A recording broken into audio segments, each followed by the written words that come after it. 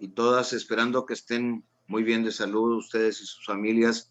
Vamos a dar inicio en esta ocasión a una sesión más del Seminario Permanente de Habilitación Docente. En esta ocasión con la presencia del doctor Leonardo Glasserman de la Escuela de Humanidades y Educación del Tecnológico de Monterrey. Esto tiene que ver con el convenio de colaboración que tenemos con el doctorado de innovación del TEC, y donde amablemente la doctora Caterina Gallardo nos hemos acordado algunas acciones en común. Bien, esperando que esta actividad académica sea de interés para todos ustedes como docentes. También debo comentar que estamos transmitiendo por YouTube para todos nuestros alumnos, que también esperamos que sea un tema que les interese y que les sea de mucho provecho. Bien, para la conducción de esta sesión del Seminario Permanente de Habilitación Docente, le voy a pedir al doctor Juan Sánchez García, maestro decano de la institución, que la conduzca. Adelante, doctor Juan. Muchas gracias, doctor Ricardo Rivera. Vamos a iniciar el día de hoy con una presentación más del seminario. Bienvenidos sean todas y todos ustedes. Excelente día. Quiero, en primera instancia, leer algunos pormenores de la trayectoria académica y laboral del doctor Leonardo David Glasserman Morales, que siendo una persona muy joven, ha hecho muchos logros. Por lo tanto, pienso que en materia educativa, él logra conjugar mucho lo que piensa en cuanto al asunto de tecnología educativa, de emprendimiento y de innovación, tema que nos ocupa y que nos también preocupa en estos tiempos actuales, la formación de docentes. Entonces, quiero comentarles que nuestro invitado es profesor investigador de la Escuela de Humanidades y Educación del Tecnológico de Monterrey. Él dirige la maestría en emprendimiento educativo, que es muy reciente. Me estaba comentando que 2018, él regresó al TEC de Monterrey en 2015, por ahí tuvimos la oportunidad de vernos de nuevo y empezó con este proceso del diseño de la maestría. Entonces, él es digamos, el papá de esta maestría en emprendimiento educativo. Egresado de la carrera de licenciado en Administración de Empresas, en la maestría en Comercio Electrónico, y su doctorado es en Innovación Educativa. Imparte el curso sello para el nivel de posgrado denominado Tecnología e Innovación en Educación, dirigida a los alumnos de la maestría en Educación, a los de Tecnología Educativa y Doctorado en Innovación Educativa, y también el curso Transformando la Educación a través de Tecnologías Emergentes. Él asimismo asesora tesis, el programa de la maestría y del doctorado. De igual manera, codirige tesis en otras instituciones de México y fuera del país. Es miembro del Sistema Nacional de Investigadores en el nivel 1, del Consejo también Mexicano de Investigación Educativa, de la AERA, por sus siglas en inglés, de la Asociación Americana de Investigación Educativa. Participa en proyectos de investigación multidisciplinarios, focalizando hacia la línea de desarrollo y uso de tecnología aplicada en la educación. Además, es autor y coautor de artículos en revistas indizadas, libros y capítulos de libros, así como ponencias en congresos indizados. Pues damos la bienvenida al doctor Leonardo Glasserman. Muchas gracias por estar con nosotros. Y bueno, le recuerdo a los compañeros y compañeras que pueden utilizar el chat para realizar sus comentarios o sus preguntas. Y también invito a todos los colegas que están siguiendo la transmisión vía YouTube para que puedan enviar sus colaboraciones, sus planteamientos, sus reflexiones. Iniciamos, doctor. Muy bien, muchas gracias, doctor Juan y colegas que están en esta sesión siguiéndonos, ya sea aquí en la sala o por YouTube. Bienvenidas, bienvenidos. Un gusto para mí estar con ustedes, poderles compartir un poco de lo que estamos haciendo en estos temas que son realmente necesarios. Hoy en día hemos visto a casi un año de lo que estamos viviendo, la importancia de la adaptación y del cambio, de la flexibilidad, en cómo aprender, en cómo llevar más este conocimiento a más personas. Y en ese sentido, bueno, les quiero compartir un poco acerca de dos elementos cruciales que hoy en día, bueno, toman mucha fuerza: el emprendimiento por un lado, y voy a explicarles a qué me refiero por emprender, y la innovación en la educación también, con algunos ejemplos, con algunas características particulares, y poder hasta el final hacer un sondeo con ustedes y ver de pronto qué pueden comprender alrededor de este concepto. Entonces, por favor, cualquier duda, pregunta, comentario, siéntanse con libertad de hacerlo. Probablemente si está en el chat no voy a poder verlo porque estoy proyectando mi pantalla, pero hacia el final vamos a abrir este espacio de conversación. Entonces, sin más, pues bueno, partimos primero que todo entendiendo que estamos en un entorno VICA, un elemento que a mí me gusta también traer a relucir cuando partimos la conversación. Vivimos entornos VICA en todo momento. No es un concepto nuevo, pero sí lo hemos apropiado, lo hemos entendido más recientemente por, obviamente, los elementos de este acrónimo de volátil, incierto, complejo y ambiguo. El tema de cómo nos cambió el mundo de pronto a una velocidad que no estábamos acostumbrados, estas cuestiones de situaciones imprevistas que no podíamos controlar, múltiples realidades, múltiples interpretaciones. Y cuando estábamos familiarizados en un trabajo de una forma, en un tipo de normalidad para nuestras cuestiones profesionales, personales, sociales, bueno, nos cambian y nos sacan de nuestra zona de confort y nos llevan nuevamente a repasar este concepto y a decir, bueno, otra vez lo tenemos más de referente, sin embargo, podemos ir a lo largo de la historia y verificar que siempre hemos estado expuestos a situaciones de este tipo. ¿Por qué parto con este concepto? Bueno, pues porque nos enfrentamos a situaciones de cambio, nos enfrentamos de pronto hace casi un año a migrar, a adaptarnos, de pronto a tratar de llevar lo que estábamos haciendo tal cual a entornos habilitados por herramientas tecnológicas, en este caso en entornos virtuales. Nos enfrentamos de pronto también a situaciones de esta curva de aprendizaje para quienes están más familiarizados con herramientas, capacidades para poder hacerlo, lograrlo, y ahí vemos también quienes nos tomó más tiempo, pero hoy en día que estamos ya al cabo de 12 meses hemos ido aprendiendo la aceleración de estos temas en cuestiones de habilidades digitales, pues bueno, también ha sido exponencial y se habla, bueno, que los cambios equivalen a 3 años más o menos de lo que hemos hecho en los primeros 3 meses. Entonces, si lo llevamos un año, pues bueno, el tiempo se ha incrementado casi 4 veces más, alrededor de 10 años de lo que nos pudo haber tomado en otras circunstancias. Para poder entender elementos que intervienen en este aprendizaje en entornos habilitados por tecnología, me voy a referir a estos 3 ejemplos que aparecen en pantalla. Tal vez los conozcan o les sean familiares, tal vez no. No se preocupen, les voy a explicar por qué es importante también aprender de la historia.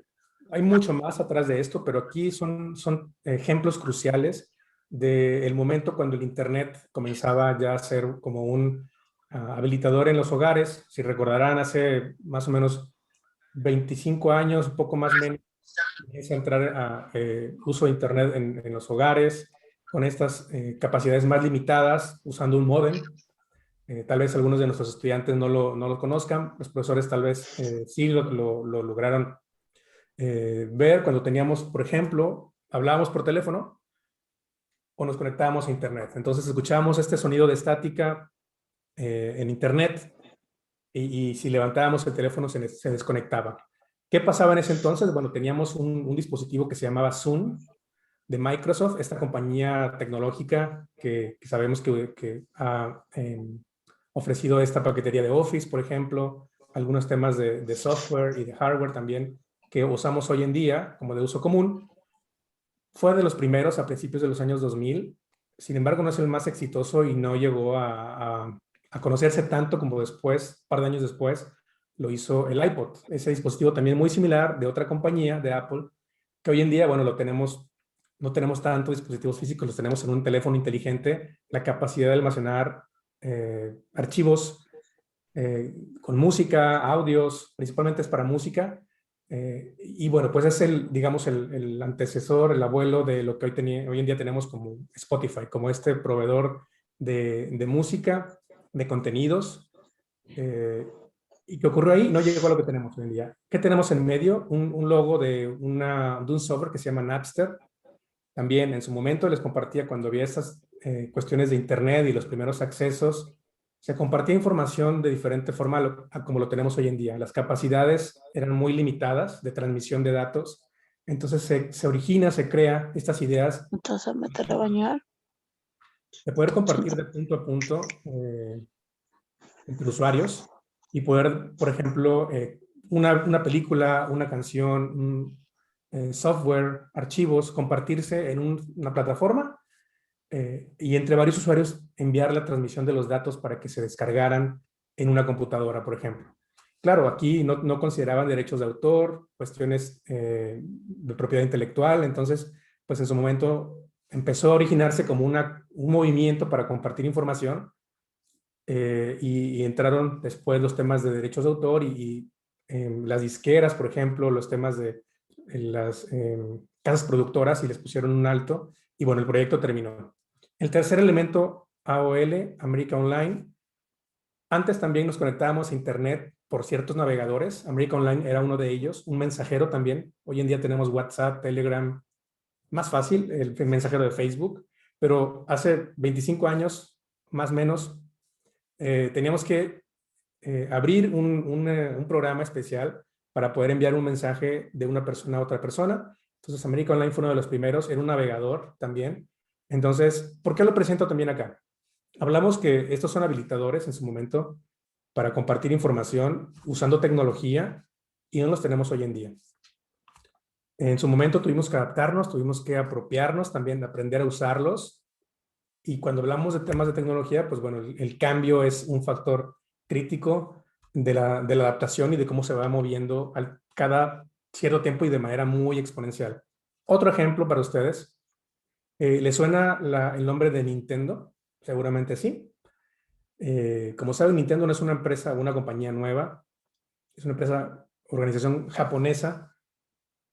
En el año de 1996 lanza este dispositivo enfocado a los videojuegos, claro está, con ciertas características y lo vemos como extraño para hasta nuestra época, porque bueno, estamos más bien acostumbrados hoy en día a usar controles más bien sin cables, probablemente. Ese tipo de distribución que nos asemeja tal vez a un asador en lugar de a un dispositivo más bien para temas de consolas de videojuegos. Pero bueno, ¿qué hacían? Eran los precursores de la realidad virtual, que hoy en día en educación está teniendo este auge para poder también orientar nuevos esquemas para aprender, de pronto tomar esos elementos de gamificación. Hoy en día lo estamos usando más. Pero bueno, esto es 1996. Se estaba lanzando la población, primero que todo el acceso a este tipo de dispositivos, pues el costo, la distribución, el que no se conocía, el que no se le había dado un sentido fuera del tema de entretenimiento. Entonces, pues no tuvo éxito, realmente pasó sin tener mucha exposición, pero es importante también tenerlo presente por lo que les decía, ir aprendiendo de qué hemos tenido y que lo que usamos hoy en día, pues partió también de algo. Ya en los años 2000, Google, esta compañía que ustedes conocen, navegadores, software, plataformas para compartir, bueno, quiere sumarse a una iniciativa de distribuir hardware entendido como dispositivos físicos, lanza un una especie de lentes que quería combinar su plataforma de mapas, lo que tenemos en Google Maps, para poder ubicarnos geográficamente en un lugar. Y bueno, lanza este tipo de dispositivo que eventualmente pues, bueno, tuvo mucho boom, mucho auge de marketing, pero en la realidad, en la práctica, igual los costos, la distribución, el tema de usarlo en México, en Latinoamérica, pues bueno, o en ciertas economías de algunos lugares no era lo más idóneo, no estábamos preparados también con este tipo de conectividad de banda ancha para poder decir en todos lados vamos a usar Internet para conectarnos, entonces pues no avanzó ese tipo de tecnología. Redes sociales, años 2004, cuando empiezan a aparecer, digamos, el referente de redes sociales en Estados Unidos, que fue Facebook, en México y Latinoamérica, que empieza a crecer hacia el 2007, 2008. Y después, bueno, le siguieron Twitter, LinkedIn, Google+, que apareció y se fue, también como una propuesta de red social, Instagram, WhatsApp, que de pronto, bueno, los compra en Facebook, y comienza también a aparecer otro entorno, otros esquemas de socialización y de compartir, y también nos cambian las dinámicas, nos cambian las formas en cómo, pues también llevar el día a día, no solamente en cuestiones sociales, sino también en cuestiones de otra naturaleza, profesionales en algunos casos, y bueno, de aprendizaje también en algunas de las redes en las que se puede hacer. Nos vemos volcados de pronto a situaciones de cambio, a situaciones nuevamente no previstas, y es entendible primero las barreras, el miedo, el decir, bueno, no soy o no estoy a favor. ¿Por qué? Bueno, por el desconocimiento, porque este tema de aprender nos va a tomar algo del tiempo y nos va a sacar de la zona de confort, pero bueno, también está un grupo que le llamamos los promotores, en inglés el concepto también de early adopter, las primeras personas que se animan, que quieren probarlo, y bueno, apoyan también a este movimiento de poder dar a conocer nuevos esquemas para todos los sentidos, no solo del aprendizaje, hablo en general. No hemos llegado a situarlo a un enfoque para el aprendizaje. Ahora sí, cuando nos vemos volcados a poder decidir nuevas ideas, nuevas formas para incentivar aprendizajes, para incentivar a más personas que conciban otros esquemas, pues bueno, han aparecido diferentes estrategias. Podemos mencionar en su momento, como lo fue la educación a distancia, entendida como este concepto en los años 60, de poder enviar ciertos libros, cassettes, por correo postal, y después, más hacia el final de los años 90, el aprendizaje por satélite, ir un grupo de personas a una sala, tomar ciertas sesiones in situ, pero con un profesor tal vez de pronto en el otro lugar, por temas satelitales, y bueno, también por televisión. Obviamente tenemos nuestros esquemas de telesecundaria, donde aprendíamos con estas señales en televisión, y más hacia, digamos, a partir de los años 2000, con la incursión del Internet dedicado en las instituciones, el Internet en banda ancha, en algunos casos en los hogares, ya en los años 2000, bueno, el tema de Wi-Fi cobra más relevancia, el poder conectarnos poco a poco hacia el 2005, 2006 y hacia el 2010, y hacia el crecimiento también exponencial a partir del 2010 a conexiones de tipo Wi-Fi, y después con los datos móviles, con 3G, 4G, y eventualmente vamos hacia 5G, de poder tener estas nuevas formas de acceder a información, y bueno, de compartir también, de crear, de producir, y de ahora convertirnos en prosumidores, poder compartir información. Eso nos llevó de que si tenemos diferentes esquemas en cómo compartir información, en cómo vamos a enseñar, cómo vamos a aprender, a pensar de manera distinta también en cómo hacer esta entrega de nuevos conocimientos a las personas. Se hablaba mucho también de manera muy, pues bueno, como muy trivial, de decir, bueno, sí, piensa fuera de la caja, haz las cosas distinto, pero cuando hablamos también en temas de innovación, muchas veces no hay que cambiar lo que ya ha funcionado. Eso es una realidad, que de pronto hablamos de innovar en el sentido de, bueno, querer cambiar por una inercia, una moda. Hay cosas que funcionan, y si lo hacen bien, pues no es necesario modificarlos. Pero cuando entendemos que requerimos agregar nuevos elementos para incrementar acceso, incrementar motivación, mejorar aprendizajes, alcances, reducir brechas digitales. Bueno, ahí sí entrarían otros elementos para poder decir, sí, bueno, tenemos que hacer algo para poder llegar a más, digamos, con el menor costo posible, porque entran economías de escala, otras cuestiones también que juegan ahí tomas de decisiones, y la mejor forma de poder hacer más con menos, por ejemplo, que es uno de los primeros conceptos también relevantes en temas de emprender. Muchos de los conceptos están en inglés, y aquí uno de ellos, el bootstrapping, el hacer más con menos. Eso como docentes, como formadores de formadores, como profesionales de la educación, lo hacemos continuamente. No es algo nuevo. Estamos expensas de poder hacer lo más que podamos con lo que tengamos. Entonces, bueno, muchas de las cosas de pensar diferente lo hacemos, pero no lo hemos tal vez apropiado, comunicado y compartido. Entonces, es importante, interesante también tomar un espacio y verificar esto.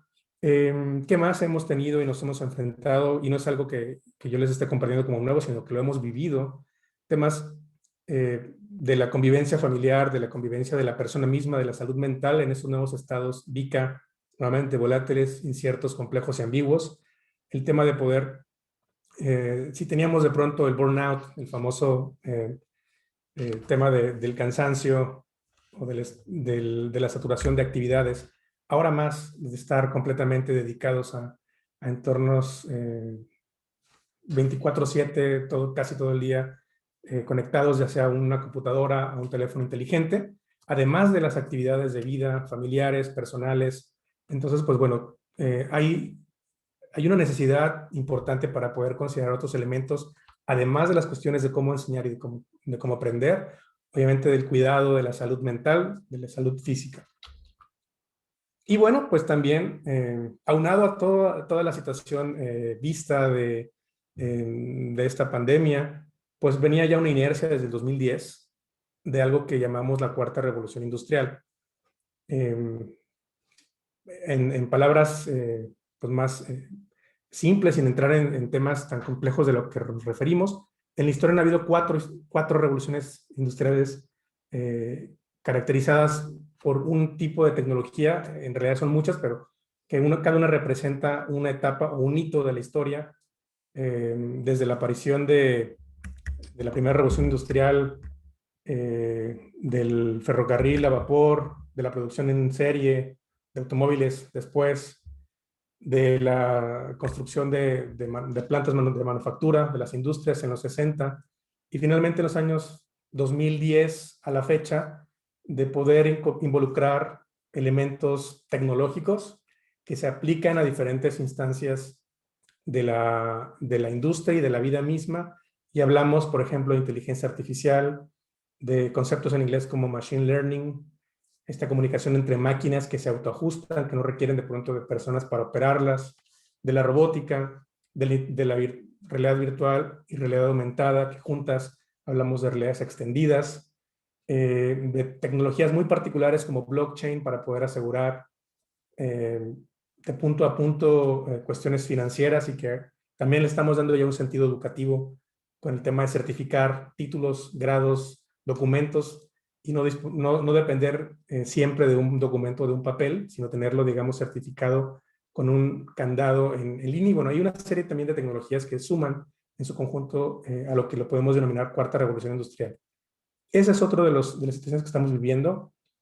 Tal vez de pronto en nuestros entornos formativos de la educación lo veíamos muy lejano, pero no es así. He estado yo en varios foros conversando alrededor de este concepto, particularmente de la cuarta revolución industrial, en México, en Colombia, en Chile. Entonces, no es una preocupación local, es una preocupación global, entendida por esta posible idea de decir, bueno, el desplazamiento de empleos, lo que va a ocurrir, las preocupaciones de que los robots o los temas de inteligencia artificial van a desplazar a algunas personas.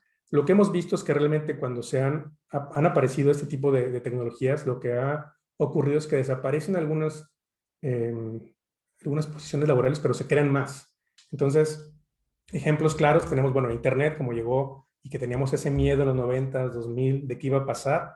Bueno, aparecieron los programadores web, los diseñadores gráficos para web, los diseñadores instruccionales para los temas de habilitar contenido para aprendizajes en línea, los arquitectos pedagógicos para poder también pensar cómo llevarlo hacia allá. Más recientemente, cuando las redes sociales aparecen empleos de community manager, los que administran las redes sociales. Más recientemente, entendiendo el tema de aprendizaje más personalizado en línea, temas de experiencias del usuario. Entonces, bueno, con el tema de cuarta revolución industrial, las áreas en la formación que tienen que ver con las humanidades, con la educación, sigue muy vigente. ¿Por qué? Bueno, porque vamos a requerir todavía ese pensamiento crítico, esa crítica, esa mediación entre la tecnología, entre la realidad, de lo que dependemos, el pensar en estas metas a futuro, 2025, 2030, 2050. Tenemos un plan hacia el 2030 con 17 objetivos de desarrollo sostenible, con metas declaradas. Entonces, pues no solamente centrarnos en una educación de calidad, tenemos desde cuidado al medio ambiente, equidad de género, reducción de la pobreza, temas que tienen que ver con agua, bueno, cuestiones de infraestructura, desarrollo y demás. Entonces hay diferentes esquemas en los que hay que intervenir y no tenerle miedo al concepto de cuarta revolución industrial. Nos lleva a temas educativos. ¿Qué tenemos y qué estamos ya viviendo? Bueno, un aprendizaje ubicuo en todo momento, en todo lugar, a través de diferentes dispositivos móviles, tabletas, computadoras, lentes de realidad virtual. Vendrán más cosas, están apareciendo estos años, han propiciado un incremento en una propuesta de estrategias, de soluciones también, y ahí tenemos que tener cuidado. ¿Por qué? Bueno, porque cuando hablamos en temas de herramientas tecnológicas que apoyan estos nuevos procesos de aprendizaje, dependemos de diferentes factores, 4 nada más aquí que les puedo compartir y que hay muchos más. Pues bueno, tenemos la necesidad de compartir. Estamos hablando de que estamos habilitados por herramientas tecnológicas, un Zoom, un YouTube, otras plataformas del aprendizaje, los Learning Management Systems. Dependemos de los dispositivos que utilizamos como habilitadores, una computadora que tiene cierta capacidad de almacenamiento de información, que tiene cierta capacidad para procesar la información en su tarjeta, en su configuración, que poco a poco también los dispositivos se van quedando saturados, la capacidad es limitada, entonces se hacen más lentos, que hay un grupo también de personas que, digamos, el acceso pues nos hace también una división digital, entonces pues hay un grupo que queda desconectado, y bueno, que tenemos, si no tenemos conexión, no podemos avanzar. Dependemos realmente de una conexión, sea Wi-Fi o sea de datos, para poder acceder y para poder, digamos, tener una sesión como la que estamos teniendo hoy en día. Entonces, situándonos nuevamente, vamos a estar coexistiendo y lo estamos haciendo, sí, habilitados por recursos, pero también por nuestras propias dinámicas que ya llevábamos. Por ejemplo, aquí en la imagen, el ejemplo, pues bueno, no porque tengamos la computadora tenemos que seguir usándola para fines, digamos, de una agenda, de tomar notas. O sea, es una coexistencia, una combinación de los elementos que nos permitirán habilitar las actividades profesionales a las que nos dediquemos. Les decía que han aparecido diferentes soluciones a raíz de este cambio, de este entorno VICA, de una necesidad de infraestructura, de una necesidad de llegar a más personas. Entonces, bueno, tomando el modelo de cambio de Michael Fullan, en donde los líderes y los integrantes de la comunidad están inmersos con diferentes entusiasmos, expectativas y energía para poder lograr los resultados esperados, por un lado. Por el otro, nos llega una sobreoferta de propuestas cuando de pronto estábamos a la expectativa de qué iba a pasar y aparecieron ahí este crecimiento de Zoom como la alternativa, por ejemplo, de conectarnos.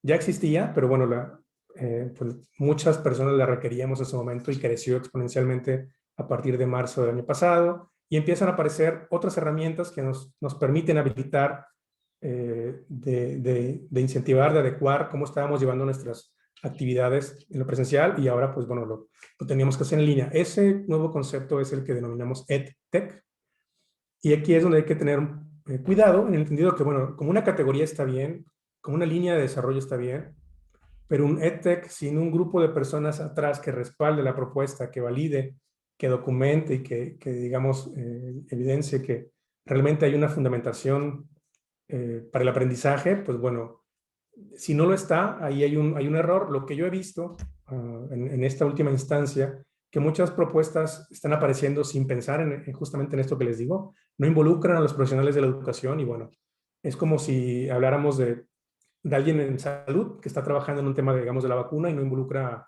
a un personal de salud en la investigación para poder lanzarla. Entonces, propuestas que sí han tenido un uso para el aprendizaje y que no emergieron así, bueno, Zoom, una de ellas, otras, hay herramientas de comunicación y de conversación en línea, Miro, Padlet en su momento, otras más que han aparecido más recientemente, bueno, para compartir videos, YouTube, todas las aplicaciones de Google. Entonces, hay una serie de recursos que tenemos disponibles para poder pensar y ahora más bien entra el docente, el formador, el alumno también en formación, para poder darle un sentido y pensar de qué manera podemos llegar a nuestros estudiantes, a las personas, involucrarlos y combinar estrategias más bien que motiven, pensando que aprender en entornos a distancia no es lo mismo que aprender en la presencialidad, que tenemos que dedicar más tiempo a este diseño previo. Ya lo hacíamos con nuestras planeaciones, pero ahora hay un diseño instruccional que vamos a requerir de una plataforma, por ejemplo, para poder pensar cuáles son los objetivos de aprendizaje, qué actividades vamos a hacer, cómo las vamos a evaluar, cómo las vamos a entregar, dónde se van a guardar. Y bueno, es esta combinación de un modelo de pensamiento hacia el cambio de adaptación combinado con tecnologías como de tipo EdTech, a donde llegaríamos a este tipo de propuestas. Entran en juego temas legales, cuestiones que hay que cuidar, seguridad digital, porque bueno, si estamos expuestos a entornos en línea, estamos vulnerables a ataques en Zoom, cuestiones de la identidad de las personas, cuestiones si estamos compartiendo en redes sociales las fotografías de nuestro grupo y son, digamos, otras personas, pues no hay, debe haber una autorización para poder compartir la información. Entonces, ahí, bueno, entran en juego diferentes pues bueno, instancias que hay que cuidar antes de pensar en que, bueno, vamos o que tenemos todo controlado cuando hablamos de un aprendizaje en línea. Hay muchos ejemplos de situaciones y de preocupaciones de esta naturaleza. Uno de ellos es Cambridge Analytica, no lo voy a explicar. Más bien los invito, si hay un tema de curiosidad intelectual, que lo googleen, que lo busquen en internet, un problema de datos, de cómo Facebook, como esta compañía, tomó datos y los usaron con otro fin. Entonces, así como lo tenemos en una plataforma de entretenimiento, digamos, como lo era, o de socialización, como lo fue Facebook, que tiene otro fin, pues hay que tener cuidado con estas herramientas que nos están llegando de pronto y poder decir, por una solución gratuita para gamificar nuestro espacio de aprendizaje o para hacer un tablero de compartir información digital. Al final de cuentas, cuando nos hacemos un login con información de tipo de esta naturaleza, pues bueno, hay que tener cuidado cuando nos conectamos con nuestra cuenta de Google, de Facebook, en los sitios que visitamos. ¿Vamos bien hasta acá? Es una pregunta para ustedes. Todavía estoy viendo si siguen conmigo. Muy bien, estamos Gracias. en tiempo. Unos 5 minutos más, por favor.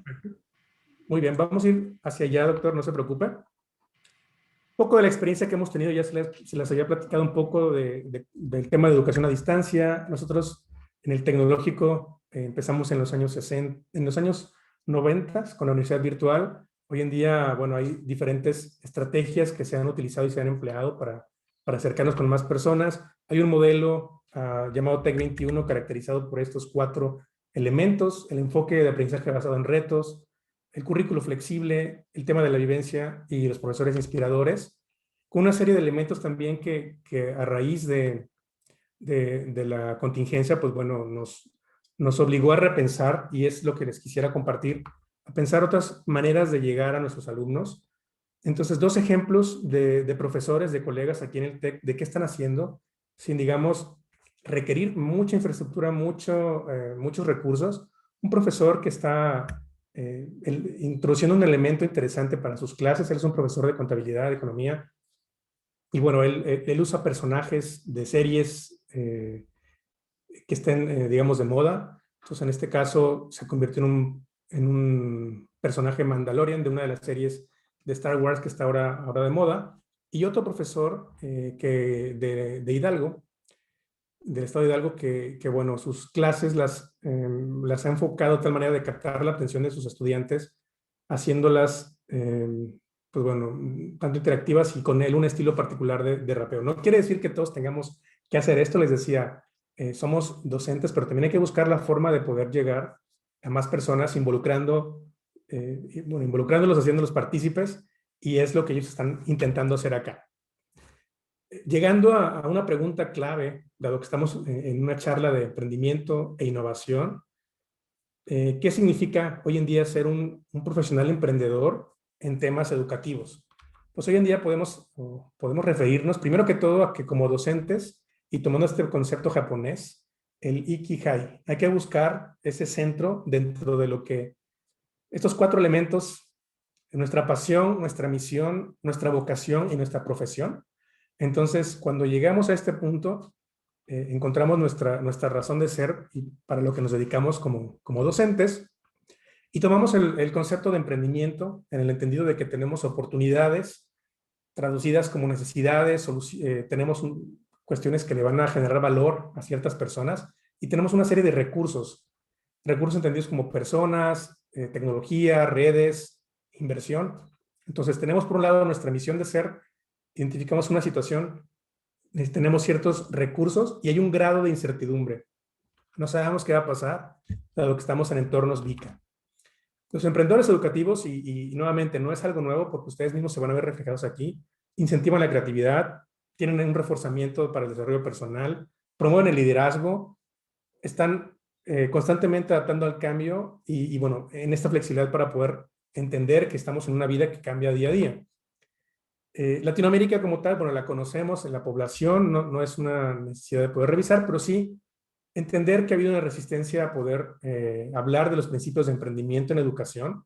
¿Por qué? Bueno, pues básicamente porque tenemos una estructura muy amplia y hay ciertas limitantes que nos han impedido, digamos, ver qué más hay alrededor del tema. Nos situamos de pronto mucho en los temas didácticos, curriculares, de nuestra actividad misma. Hay más allá de cómo generar valor a otras personas en temas del aprendizaje, en temas de cuestiones que tengan que ver en ámbitos educativos. Hay dificultades para poder entender cómo evaluar temas de emprender, cómo generar este punto entre oportunidades, recursos e incertidumbre. Hay poca claridad en entender esto. Usualmente cuando hablamos de emprendimiento, muchas personas lo refieren a generar negocios o a generar riqueza económica, y no es así. Hay miedo de todo el personal o de gran parte de muchas instituciones para decir que emprender es comercializar mucho la educación. Nuevamente, no es así. Emprender lo entendamos como generarle valor a otras personas a través de identificar sus oportunidades o un problema. Nuevamente, tenemos ciertos recursos que hay que verificar. Hay un proceso de planeación y de administración, y finalmente hay un grado exageradamente alto de incertidumbre. No sabemos qué va a resultar, pero si hay una voluntad, un propósito de la persona que se está aventurando en poder proponer. Hay muchos retos en el camino. Tenemos educación antes de la contingencia, después de la pandemia, en los niveles iniciales, básico, medio superior, posgrado, lifelong learning. Requerimos fundamentar pedagógicamente estas organizaciones o startups que están apareciendo, lo que les decía. Hay muchas propuestas, pero sin fundamentación pedagógica. Hay elementos que vienen en el camino, como personalizar el aprendizaje, la flexibilidad curricular, otros esquemas para poder verificar grados académicos que le llamamos credenciales alternativas. Atención a estos aspectos que también hacía mención de la salud mental y la infraestructura y brecha digital, que bueno, también hoy en día sigue siendo un tema crucial para poder aspirar y entender también esta escalabilidad que podría haber. Hay iniciativas de emprendimiento hacia afuera, identificar oportunidades, validarlas, tener un modelo operativo y escalarlos, pero hay iniciativas hacia el interior que llamamos como intraemprendimiento, También lo hacemos con nuestras intervenciones, por ejemplo, en la educación, donde validamos, hacemos una verificación del contexto, los famosos FODA, las preguntas, la técnica del por qué, pero hacemos una planeación de implementación, un seguimiento y mejora continua. Por eso les decía que no es algo nuevo y seguramente lo tienen y lo hacen, pero más bien démosle un sentido y hablemos en términos de emprender en educación. Oportunidades, bueno, tendremos, ya voy a ir cerrando con esto, doctor Juan, oportunidades tenemos muchas, pero diferentes grupos etarios o generaciones para formar. Pensamos mucho en el grupo de personas que están en nuestro marcado por cierta edad, pero también sabemos que la población vamos a ir envejeciendo y cuando terminemos, digamos, después de la jubilación, después de cierta etapa, pues van a aparecer oportunidades también y se van a requerir hacia allá. Hay otros esquemas para aprender a través de ciertas plataformas como los cursos masivos abiertos en línea. Más recientemente, quisiera comentarlo, esta nueva tecnología, si no la han escuchado, llamada Clubhouse, audios, que está apareciendo, aparentemente va a ser la nueva red social, entonces la comparto aquí si no la conocían, para que también vayan con esta curiosidad que les quede de manera de esta charla, y bueno, también vean a qué se está refiriendo esto de Clubhouse, los podcasts, que hoy en día, bueno, han cobrado también mucha relevancia, y la mentalidad emprendedora. Esto es importante para mí, porque es el mensaje que les quiero dar con este programa que el doctor Juan hacía mención en un principio, esa actitud que ustedes tienen para poder promover ciertas fortalezas en sus estudiantes, en colegas, en ustedes mismos, de aprender a aprender. Lo teníamos desde el informe de Lours, la trascendencia, el liderazgo, la iniciativa, la resiliencia, el autoconocimiento, el empoderamiento y la innovación. Entonces, como docentes, estoy seguro que lo tienen. Más bien es entenderlo, comunicarlo y hablar que estamos promoviendo mentalidad emprendedora para generar valor y para generar todas estas fortalezas, y no solamente con un fin comercial. Entonces, los retos se los había compartido, que estamos viviendo esta industria, tenemos diferentes necesidades para formar personas, para entender esta crítica de la industria 4.0. Y pues bueno, mi comercial, mi anuncio hacia ustedes, bueno, que como decía el doctor, dirijo este programa, una nueva maestría que tenemos en el TEC, es la primera en Latinoamérica. Nos hemos dedicado a construir un programa con estas características, con estas necesidades de dar ese entendimiento de una mentalidad emprendedora para generar valor a otros. Les llamamos agentes de cambio. Identificamos problemas intra o en los entornos, en las comunidades. Nuestro alcance es más bien latinoamericano. Tenemos en este momento participantes de diferentes países como Perú, Colombia, Ecuador, Chile, algunas regiones de Centroamérica, en todo México y en el sur de Estados Unidos. Y colaboramos mucho con dos instituciones, una en Finlandia. Justo el día de ayer terminamos nuestra experiencia internacional en línea durante 4 semanas trabajando con docentes de Finlandia y de diferentes regiones del mundo, desde Hawái, que teníamos a un participante que se conectaba a las 5 de la mañana y nosotros a las 9 de la mañana, para que en Finlandia fueran las 5 de la tarde, y hasta participantes en Hong Kong, Japón, con la intención de esta comunidad y una preocupación global. Tenemos también perfiles amplios, propuestas y proyectos que obviamente no provienen del campo o formados en la educación, sino que tienen esta preocupación, y es ahí donde entran estas nuevas oportunidades que yo les compartía, de que los profesionales de la educación, en un paradigma donde nos formábamos y salíamos para buscar una posición laboral en una institución, pues cada vez los lugares son más limitados, y esta es una oportunidad de poder involucrarse en organizaciones para ser quienes provean la fundamentación pedagógica de las propuestas o soluciones educativas.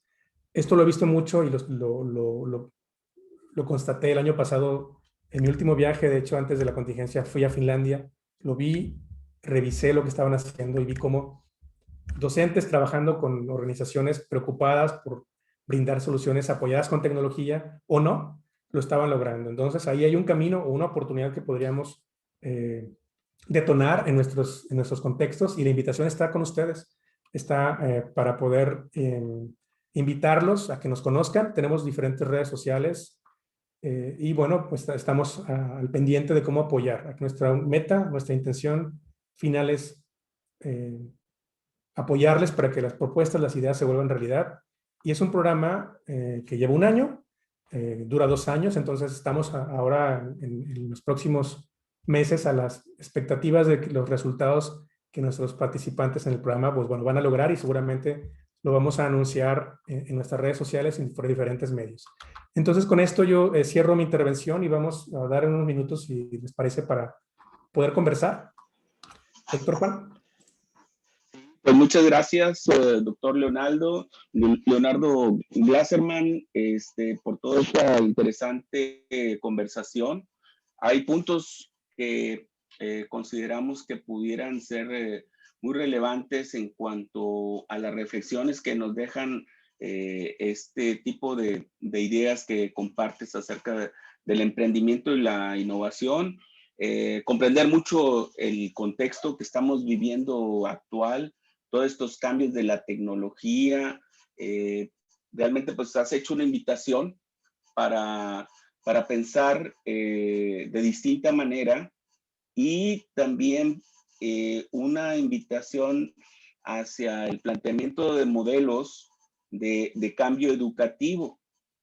Con la experiencia que tienen ustedes en el tecnológico, pues nos queda claro un poco hacia dónde van las tendencias educativas innovadoras. Ahora, yo quiero invitar a los compañeros, a las compañeras que quieran formular algún comentario, alguna reflexión. Están abiertos sus micrófonos para el que desee, o a través del chat, los que están en la plataforma Zoom, para aquellos que están en la plataforma de YouTube, pues pueden hacerlo. Tenemos ahí un apoyo que nos pueden orientar en esta situación. A mí, en lo particular, creo que me gustaría tu opinión, Leonardo, con respecto a las instituciones formadoras de docentes y su vínculo con la práctica educativa. ¿Qué consideraciones tienes tú desde el emprendimiento y la innovación como puntos esenciales que podemos trabajar nosotros como maestros y nuestros estudiantes como futuros docentes respecto a todo este proceso de innovación? Claro que sí, doctor Juan. Bueno, no lo mencioné, pero yo colaboré durante 2 años en un centro formador de docentes en Sonora, previo a mi regreso al TEC, un centro regional. Me tocó iniciarlo también, fui el primer investigador que se sumó a este centro. Entonces, bueno, ahí lo que yo percibía es esa necesidad. Desde el 2013 más o menos teníamos un diplomado en el aula extendido. Esta necesidad de formación en habilidades, en temas que tengan que ver con habilidades digitales, es crucial y seguirá siendo. Entonces, bueno, en el currículo de las instituciones formadoras, me parece que por ahí debería también como fortalecerse esta línea. Está bien hablar en todo lo que compete al currículo, les decía, a las planeaciones, a la educación comparada, a las prácticas, pero también necesitamos a los habilitadores. Yo sé que no es lo principal, que siempre va cambiando, pero debería estar, digamos, allí. Y otro punto importante es la mentalidad emprendedora. También les decía, no he visto que al momento en México se le considere. Lo están haciendo apenas en otras regiones, sobre todo, digamos, en otros escenarios, en otros contextos, que no es más bien como el comparativo, sin, claro está, querer copiar, porque les decía, lo que nos funciona debe ser así y no cambiar por cambiar. Pero, por ejemplo, en algunos de los distritos en Estados Unidos, por ejemplo, trabajamos con la Universidad de Pensilvania, en Estados Unidos, y ellos sí involucran conceptos de mentalidad emprendedora entendida como esto que yo les compartía. El poder identificar el contexto, el poder hacer las validaciones de la persona, quiénes son las personas a las que vamos a formar, cómo podemos verificar los grupos de las comunidades, la comunidad académica en conceptos de emprendimiento, hablaremos como los grupos de interés. Entonces, como que entender que lo que hacemos sí aplica más allá de los entornos escolares o formales. Entonces, vamos más allá de la educación formal. También que las instituciones formadoras amplíen esa mirada de está bien, estamos buscando adentrarnos en una posición laboral en la estructura que existe, pero hay oportunidades fuera en organizaciones, en la empresa misma.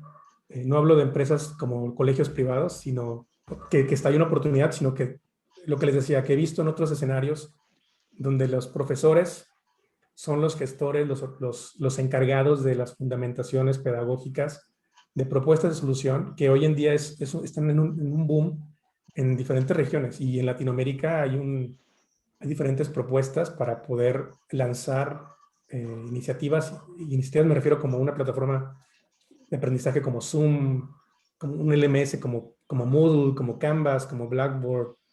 Entonces, por ahí podría ser una posibilidad, una salida para aquellas personas que les interese. O sea, no es para todos también, porque recuerden que hay un reto fuerte de incertidumbre, a diferencia de, bueno, cuando tenemos la certidumbre de ir a un lugar y que vamos a pasar por las diferentes etapas y estadías que comprende una carrera o una ruta de desarrollo. Aquí el tema será como para los que se arriesguen, pero también los resultados, bueno, son con el mismo grado de riesgo, pues vienen los beneficios. Entonces yo creo que por ahí, doctor Juan, el cambio de paradigma mismo en el currículo y considerar otros esquemas de flexibilidad del currículo mismo, pero bueno, ahí nos entraríamos en otros temas más bien de corte nacional. Y pues muchas gracias. Hay participaciones en el sentido de apreciar como una excelente exposición. El agradecimiento también a a compartir estas ideas. Y hay una pregunta que nos dice, que nos señala el maestro Benito Delgado con respecto a qué se ha impulsado sobre innovación educativa en básica, en la educación, en el uso de las tecnologías. ¿Qué es lo que tú tienes como referente por ahí? Sí, bueno, hay diversas experiencias. Yo estoy vinculado a proyectos en educación básica desde el 2009, cuando lanzamos el repositorio de recursos educativos abiertos, el movimiento educativo abierto del 2012, 13, 14, y que se consolidó en el 17 y 19 con una cátedra UNESCO que tenemos aquí en el TEC, en donde, bueno, muchos de los esfuerzos están encaminados a compartir recursos con docentes pues de México y Latinoamérica, principalmente en español, porque el reto es que la información está, pero tal vez en otro idioma, en inglés. Entonces, pues por ahí está. Participé en la evaluación en 2013 y 14 de Mi Compo MX, dirigí un proyecto con ACID que tenía que ver con eso en Colima, Tabasco y Sonora. Me integré al equipo del TEC también evaluando el nacional. Más recientemente, bueno, el tema de competencias digitales y de alfabetización digital en docentes, pues es un tema también en el que estamos aportando con mis tesistas doctorales. Estamos abonando ahí en los perfiles y en desmitificar el hecho de los grupos etarios, que los baby boomers, generación X, millennials, Zetas o alfa se abocan a una u otra de las características, ¿no? Bueno, hemos visto que hay en cada uno de los grupos diferentes cuestiones, entonces proyectos hay varios. Estamos trabajando también en educación inclusiva, con otros colegas, en la construcción del diálogo también y en el post-pandemia, de lo que está ocurriendo, temas de salud mental. Entonces, hay muchos ejemplos. Yo creo que tomaría otro espacio para conversar, pero les puedo dejar mi correo también si no lo tienen en la presentación, y con el doctor Juan también a la orden para compartirles información o dirigirlos, presentarlos con mis colegas que dirigen los proyectos, que participan más bien directamente en el campo. Sí, pues muy bien. Vamos a disponer de unos minutos más. Ahí el doctor Ricardo Rivera nos permitió, y también la maestra Lupita. Sabemos que el día de hoy tenemos la agenda muy cargada, pero sí me gustaría que nos pudieras orientar en cuanto a un cuestionamiento que se tiene, sobre todo en la parte de este contexto actual, en donde pues realmente necesitamos hacer más con menos, ¿sí? Y que de alguna manera el contexto de la pandemia nos ha dificultado la situación de las brechas. Se han ampliado las brechas y cada vez, bueno, pues tenemos así como que un puente más amplio ante la desigualdad. Entonces, ¿qué recomendaciones nos puedes dar desde tu punto de vista con respecto a estos entornos que vienen difíciles, pandémicos y post-pandémicos, en el sentido del uso de la tecnología? ¿Cómo podemos nosotros, los docentes de educación normal y nuestros alumnos que se están formando como futuros docentes, maestros de educación preescolar, primaria, educación física, ¿Cómo pueden hacer esto? ¿Cómo equilibrar la situación haciendo un uso educativo de la tecnología? Sí. Bueno, primero que todo, yo creo que gran parte de que en un año los docentes, diferentes personas nos hayamos volcado al 100 a estar trabajando en línea, pues nos ha habilitado por la práctica misma en poder usar herramientas. Tal vez hay todavía algo de alguna barrera, algo de rechazo a algunas de ellas, no lo sé, es un supuesto. Aquí mi sugerencia, como bien decía el doctor Juan, hacer más con menos. No es la recomendación, si en una sesión presencial teníamos digamos, una clase de 1 hora, 2 horas, pues bueno, en entornos virtuales se tiene que atomizar, se tiene que enfocar más bien el momento de sincronía para usarlo realmente para lo que es. Entonces podemos de pronto no solamente abocarnos a temas de uso de tecnología, sino a estrategias que impliquen, digamos, cambiar el aprendizaje. La estrategia de aprendizaje invertido, por ejemplo, de poder dedicarle un poco de tiempo previo para que en sus casas, antes de la sesión, revisen, construyan, hagan con la familia misma, que involucren de alguna forma, obviamente no pidiéndoles elementos imposibles, sino lo que tengan en casa. Y cuando sea la sesión, digamos, con lo mínimo, que es una herramienta de conexión, como lo puede ser esta, que es Zoom, o tenemos Meet, o tenemos Teams, o tenemos el mismo, si no hay conexión de esa naturaleza, sabemos que el celular es de los dispositivos que más uso tiene. Entonces, al menos hay algo de datos y que las sesiones más bien sean en el sentido de que se puedan tomar tan básicas que pueda dar un seguimiento en sesión sincrónica, digamos, de máximo 30 minutos, y para quienes no puedan estar, para un momento desenchufado, digamos, que se conecten por WhatsApp. Entonces, lo hemos visto con algunos ejemplos. WhatsApp con los temas de seguridad que pueda tener, pero bueno, hay otras propuestas, como lo es Telegram, por ejemplo, que aparentemente tiene un mejor tema de seguridad. Pero hay ejemplos, al menos de los que yo he seguido en Chiapas, por ejemplo, donde se han conectado 3 chicos, 3 alumnos, uno de primaria, uno de secundaria, o 2 de primaria y uno de secundaria, con un solo teléfono, en un solo punto de lugar para conectarse. Y bueno, así están llevando los aprendizajes. No es querer usar todo lo que tengamos, sino muy dedicado al, digamos, usar lo más básico como un Padlet para almacenar información ahí, un muro, montar ciertos recursos, conexión por videoconferencia, WhatsApp. Si no tenemos una infraestructura para una plataforma como Moodle con gran capacidad, Google Sites, Google Classroom, algo de la suite gratuita de Google, pues podría ser por allí el poder implementarlo.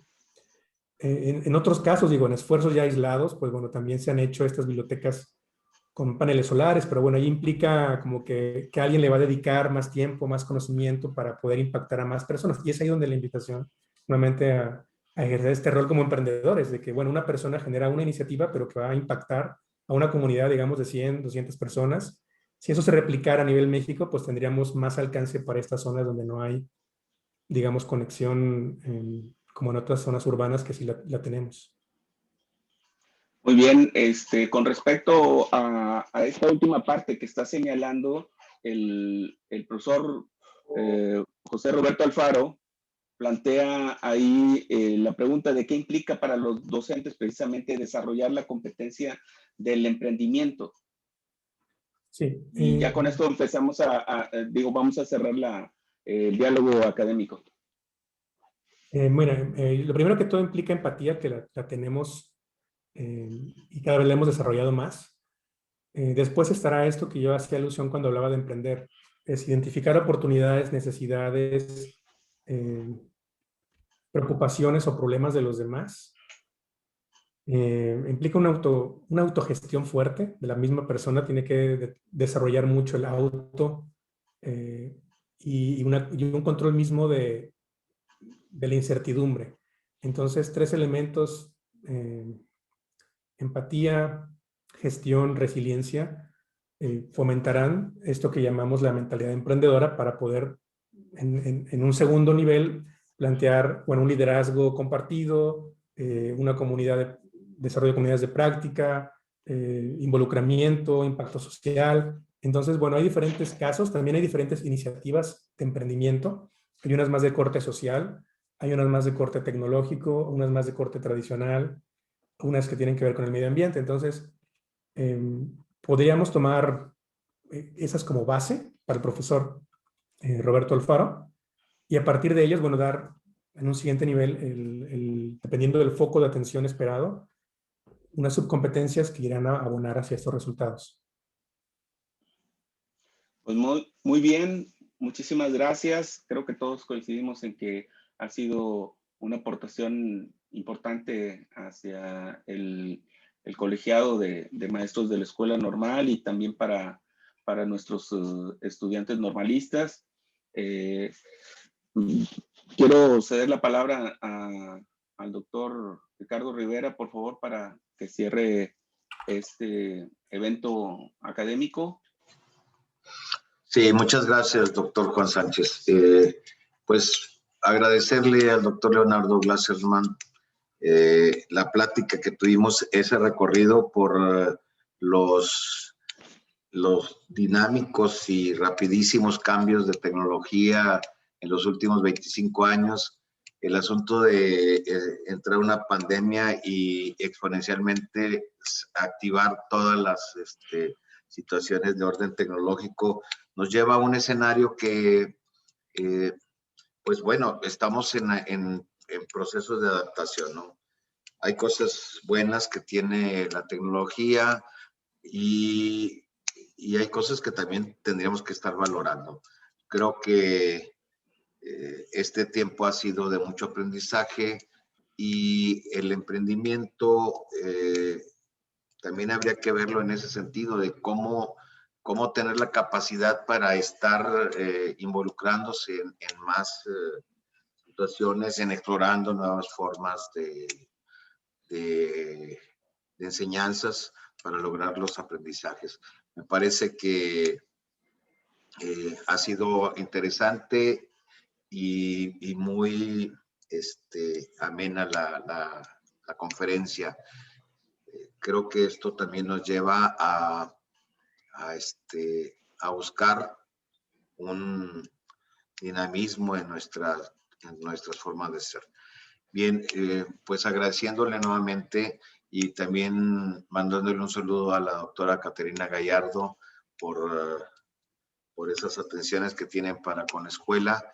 Damos por terminado este evento académico que espero que haya sido de beneficio para todos ustedes. No sin antes recordarles que va a quedar grabado en el canal de YouTube de la Subdirección de Innovación y que por la tarde se los retransmitiremos al personal docente del turno respectivo. Pues muchas gracias a todos y que tengan buen día. Muchas gracias. Gracias, hasta luego. Bye. Gracias, bye. Gracias. Muchas gracias a todos por acompañarnos en este evento. Muchas gracias, Leonardo. Gracias, saludos. Gracias, que tengan buen día a todos. Muchas gracias. Excelente Bye, fin de buen semana día. para todos. Vaya bien, cuídense. Feliz fin de semana. Igualmente, bye. Seguimos en la junta. Muchas gracias, con permiso. Hasta luego.